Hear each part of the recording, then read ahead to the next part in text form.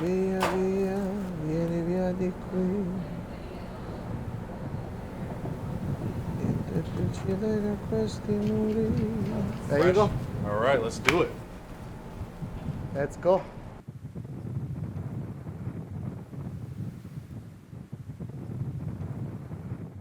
The first thing that everybody said was, you cannot make pizza in Los Angeles because of the water, the weather.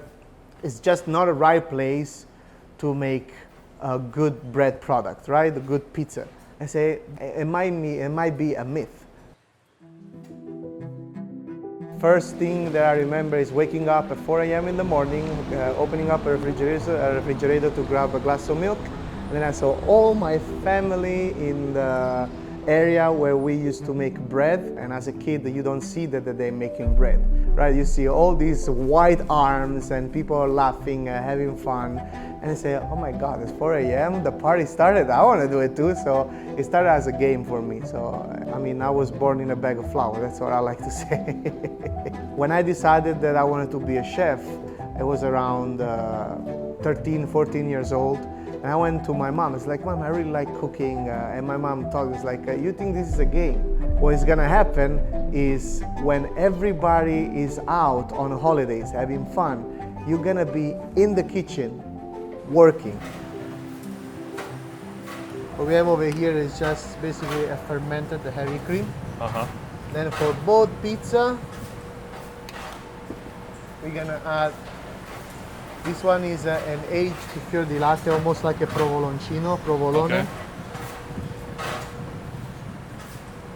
How much flavor there is in that. Right?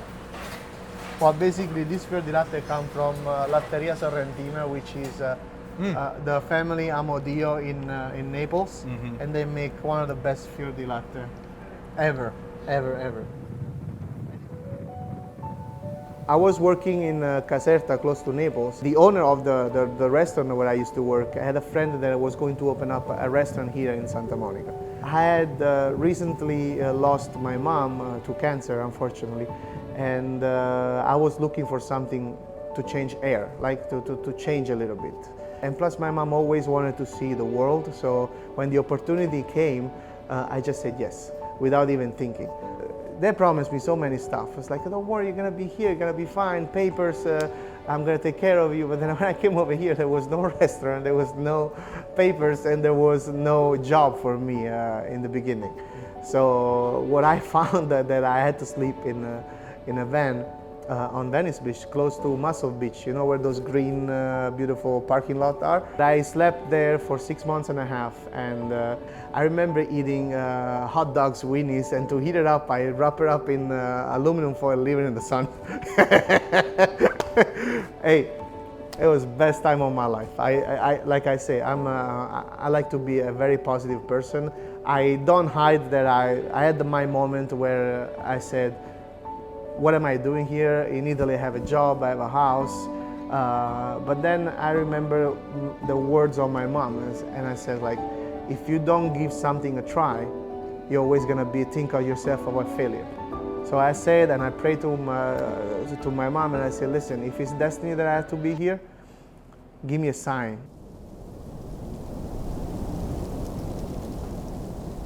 The difference between one another is the San Marzano polpa, the reduction. Why is San Marzano better tomatoes for making a pizza? Well, it's the water content of San Marzano is way less than the regular tomatoes and has more flesh. Come on, Okay. be there we like go. a chef. All That's right. how we taste it. That's delicious.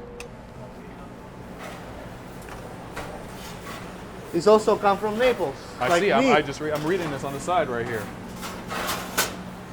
And now we're gonna cook it for 3 to 4 minutes. Slowly. We're gonna make sure that the crust develops structure. I want a little char. It looks beautiful. These are both almost done. Well, Neapolitan pizza is not meant to be crispy at all. So when I came over here and I started to serve Neapolitan pizza, people sometimes send back the whole pizza saying, oh, it's soupy, it's soggy. I don't understand it. I don't know what those words are. In Naples, that's Neapolitan pizza is something that is meant to be eaten and folded and refolded, but that's the way we do it in Naples. When I understood how people ate over here, that's when the recipe of my auntie came back into place. You know, okay, I remember making pizza with leftover bread of my auntie, and the pizza was cooked longer because the oven was a bread oven, a lower temperature. Then I took my background as Neapolitan pizza chefs and I blended with my experience of a bread maker, and I said I can keep the look of a Neapolitan pizza, but also I can keep the structure of a good bread. I was taking my root of being a Neapolitan guy from Naples, using the traditional way of cooking Neapolitan pizza with a wood-fire oven, but what I wanted to do, I wanted to make my own fingerprint on the pizza. How do you do that? You take Neapolitan techniques, but you mix it up with my bread making background and lower the temperature of the oven, making the pizza resemble a bread crust. If you fix the dough, then the ingredients, you just have to think about it, think of the Italian way. Take the best ingredients, do very little to it, treat it with respect, and use the pizza as a canvas to make those ingredients shine. When I served that pizza over here, people loved it, and it was like for me being accepted in the pizza community of Los Angeles. Unfortunate for Chef, but fortunate for me, he's fasting. So all this pizza is mine.